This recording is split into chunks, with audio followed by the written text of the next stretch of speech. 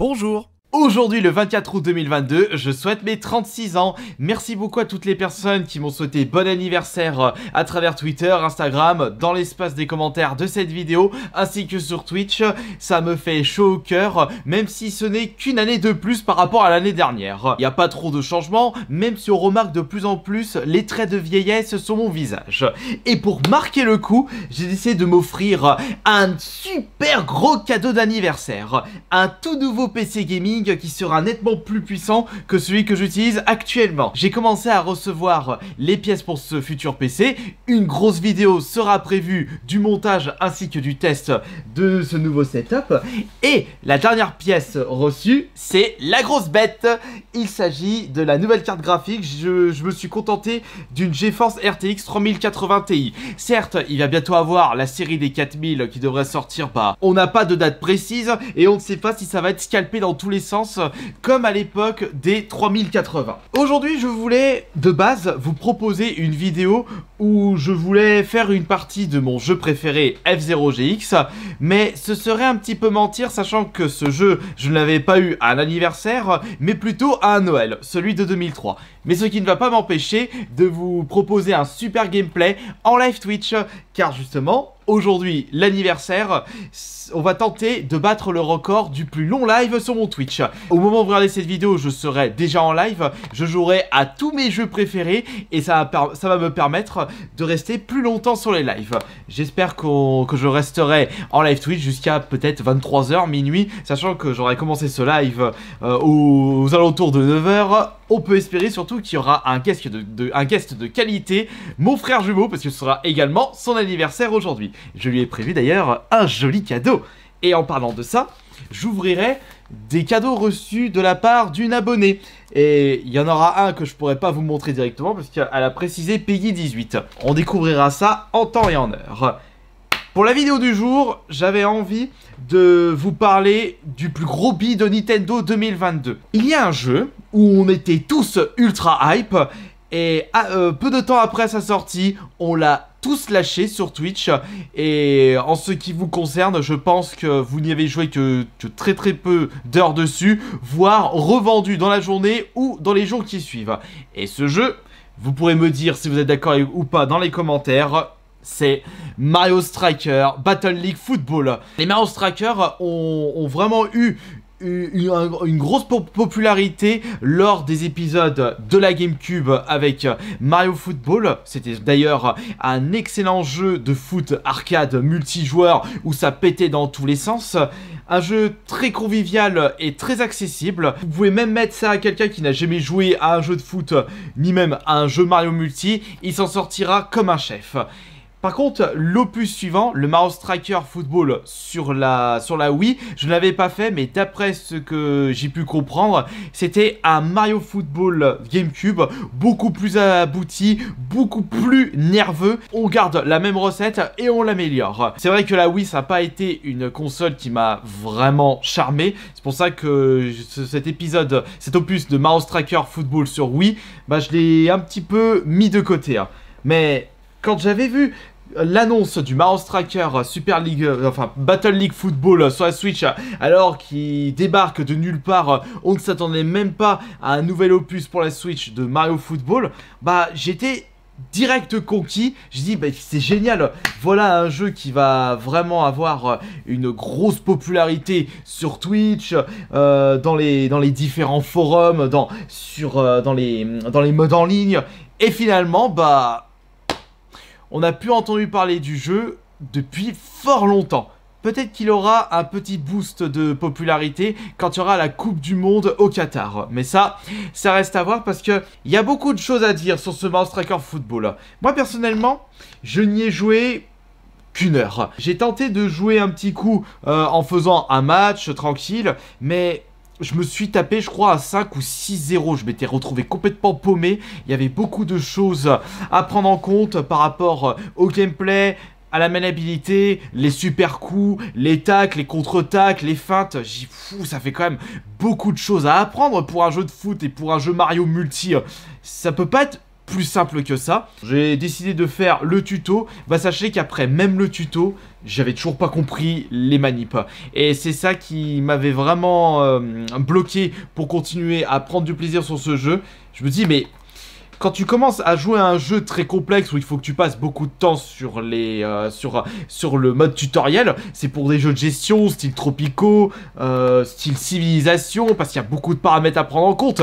Mais là, attendez, s'il vous plaît, là on parle d'un Mario, on parle d'un jeu Nintendo multi. Mais qu'est-ce qu'ils ont eu dans le crâne pour nous proposer un jeu de foot ultra complexe?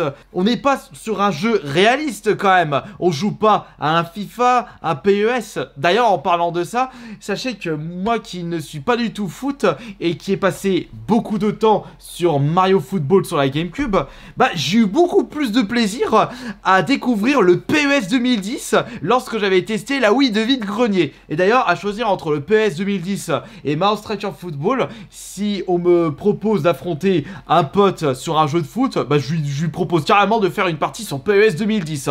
Pour vous dire vraiment l'étron que nous a apporté Nintendo avec ce nouvel opus. Ce qui est franchement dommage. Le jeu est beaucoup trop compliqué, faut apprendre plein d'éléments et il faut vraiment s'y mettre à fond pour commencer à profiter du jeu. On ajoute à cela que le contenu de celui-ci est franchement très très bas, c'est ultra pauvre, très peu de modes de jeu, très peu de terrain, les personnages, bah il y en a pas tant que ça, et encore, je ne suis pas au courant de tous les vices cachés de ce Mario Striker Football là, ce qui est franchement extrêmement dommage. Je pense que Nintendo a complètement mal géré le public visé. Quand on propose un nouveau jeu multi-Nintendo, surtout avec Mario, il faut proposer aux joueurs quelque chose de simple, enfin de convivial, qui est facilement accessible. Comme par exemple, je crois qu'il y a eu quand même un peu plus de succès sur Mario Ace. Et bon, après je peux comprendre que Mario Golf, celui-ci, il est quand même un peu complexe. Mais sachant que j'ai joué au précédent Mario Golf et j'ai également joué au Tiger Woods, bah j'ai tout de suite pris du plaisir parce que l'équipe de développement, Camelot, ils ont franchement bien géré ce Mario Golf.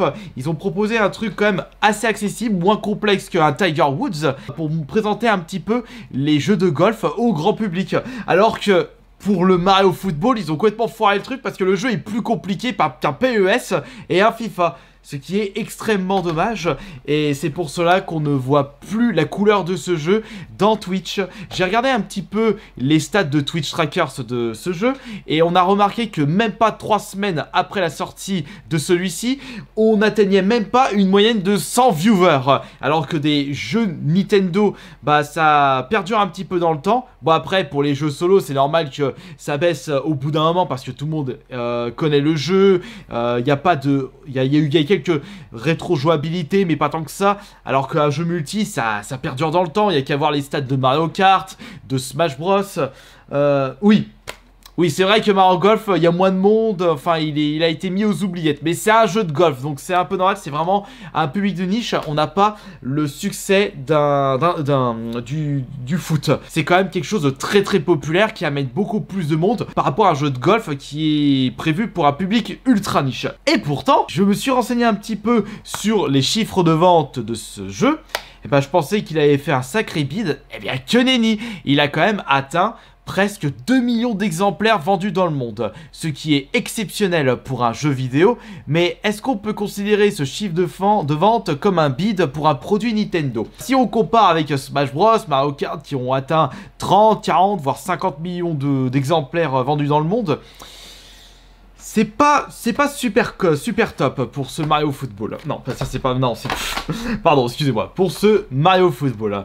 Après tout, c'est pas grave parce que Nintendo, ils ont réussi leur campagne de com, ils ont proposé quelque chose de bien, mais ils auront beau apporter du nouveau contenu, les gens ne retourneront pas sur ce jeu de sitôt parce qu'il est beaucoup trop compliqué à prendre en main. Je suis vraiment en train de me demander parmi vous quelles sont les personnes qui continuent à jouer à Mario Striker ou quelles sont les personnes qui ont décidé de le revendre quelques jours après. Sachez que personnellement, si je n'avais pas mon Twitch ou si j'avais pas cette idée en tête de reproposer du contenu Twitch ou YouTube avec ce jeu, bah je l'aurais revendu dans la foulée parce que ça a été une véritable déception. Pourquoi faire compliqué alors que pour un jeu Mario Multi, il suffit de faire simple? Pourquoi? En plus, vous savez c'est quoi le pire? C'est que c'est les mêmes développeurs que les précédents Mario Football. Ceux qui avaient fait la version GameCube, la version Wii. Pourquoi ils ont décidé de sortir quelque chose d'aussi compliqué? Est-ce qu'on peut espérer une mise à jour avec un gameplay beaucoup plus accessible? J'en doute fort parce qu'ils ont vraiment voulu proposer un truc où ça part dans tous les sens. On peut tacler, on peut esquiver, on peut feinter les esquives ou les tacles, il y a des objets à prendre, on fait les super coups, il y a la barre pour faire correctement le super coup. Il y a trop d'éléments, c'est pour ça que Mario Football sur Switch il est mauvais, parce que c'est beaucoup trop compliqué pour des joueurs, et pourtant, des jeux compliqués, j'en avais fait une paire. Mais quand je joue à ce style de jeu, je veux pas jouer à un jeu compliqué, je veux quelque chose d'arcade qui se prend dans la main directe et où on prend du plaisir, hop, d'entrée de jeu en 5 minutes chrono. Là, je suis presque sûr qu'après quelques heures passées au tutoriel pour comprendre toutes les mécaniques du jeu, bah on risque pas trop de prendre du plaisir. À voir l'état des serveurs actuellement, c'est qui est dommage parce qu'ils avaient créé un principe, créer votre propre ligue, inviter les joueurs pour intégrer votre team, vous avez votre ligue contre d'autres ligues qui sont les plus forts, etc., etc. Mais non, la sauce n'a pas pris pour Mario Striker Football. Donc voilà, c'était juste pour vous donner mon petit avis personnel sur justement Mario Striker Football qu'on ne risque pas de revoir de sitôt. À voir s'il sera remis en avant par rapport à la Coupe du Monde du Qatar. Moi, peut-être. Mais je pense que les gens se focaliseront beaucoup plus sur le FIFA.